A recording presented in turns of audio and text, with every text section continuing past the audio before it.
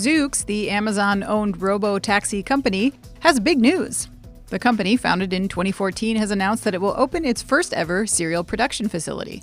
The company says its second production facility in the Bay Area will be purpose-built for its robo-taxis, which are designed specifically for the comfort of their riders.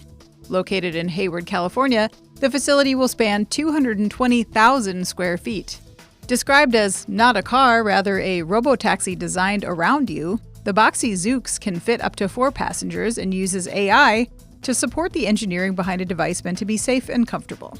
Zoox says its new factory plans are in support of a growing rollout across multiple markets. This will start with Las Vegas and go from there. The company said its facility will be widely used for everything from engineering and software integration to assembly and testing.